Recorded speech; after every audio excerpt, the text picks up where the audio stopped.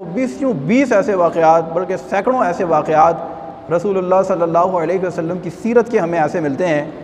کہ جس میں اس کا خلاصہ یہ نکلتا ہے کہ نبی پاک صلی اللہ علیہ وسلم کبھی بھی کسی کو تکلیف نہیں دیتے تھے، یہاں تک کہ ایک ایسی حدیث پاک کہ اگر ہم اس کو اپنی زندگی کا نصب العین بنا لیں، اگر ہم اپنی زندگی میں اپنی پریکٹیکل لائف کے اندر اس کو اپنی طبیعت کا حصہ بنا لیں تو یقین کریں ہماری زندگی کے بہت سارے غم ویسے ہی ہماری زندگی سے ختم ہو جائیں۔ وہ حدیث پاک کیا ہے؟ وہ حدیث پاک ہے، میرے آقا صلی اللہ علیہ وسلم نے ارشاد فرمایا، جو تمہیں محروم کرے تم اسے عطا کرو، جو تم سے تعلق توڑے تم اس سے تعلق جوڑو، اور جو تم پر ظلم کرے تم اسے معاف کر دو۔ یہ 3 جملے ہیں یار، اس کو یاد کر لیں آپ۔ اور جب بھی ہم کچھ کرنے جا رہے ہوں نا، جب ہم کسی سے کوئی بات کریں، جب کوئی ہمارے ساتھ زیادتی کرے، جب کوئی ہماری دل آزاری کرے، جب کوئی ہمارے اوپر ظلم کرے، تو اس چیز کو اگر ہم مد نظر رکھیں، جہاں پر ہمارے حقوق تلف ہو رہے ہیں اور شریعت ہمیں اجازت دیتی ہے وہاں پر ہمیں اپنے حقوق حاصل کرنے کی اجازت ہے۔ یہ نہیں ہے کہ آپ کے پیسے مار کے کوئی بندہ چلا گیا اور آپ نے کہا یار امام صاحب نے تو یہ بیان کیا تھا کہ جو محروم کرے اسے عطا کرو، تو لہٰذا یہ بندہ میرا 1 کروڑ روپے کھا کے بھاگ گیا تو اب میں کیا کروں، میں تو کچھ نہیں کر سکتا۔ تو ایسی بات نہیں ہے۔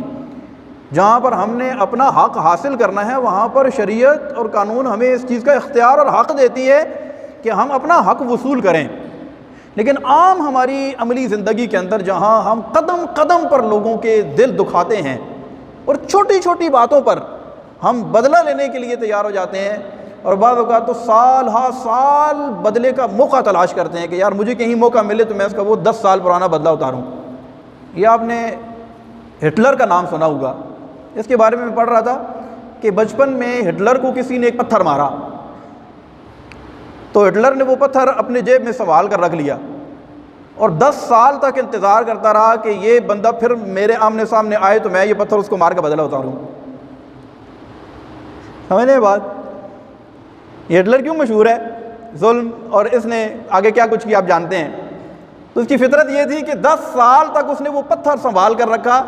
اور 10 سال کے بعد جب وہ بندہ سامنے آیا نا تو اس کو کھینچ کے پتھر مارتے ہوئے کہا کہ یہ اس 10 سال پرانے ظلم کا بدلہ ہے، یا جو 10 سال پہلے تو نے مجھے پتھر مارا تھا اس کا بدلہ ہے۔ تو بعض اوقات ہم بھی ایسے کرتے ہیں کہ اگر ہمارے ساتھ کوئی زیادتی کرے، ہمارے ساتھ کچھ اونچ نیچ 19-20 ہو جائے تو ہم اس کو دل میں بٹھا لیتے ہیں اور اس موقع کی تلاش میں ہوتے ہیں کہ یار کبھی مجھے موقع ملا تو میں اس کا بدلہ اتاروں گا۔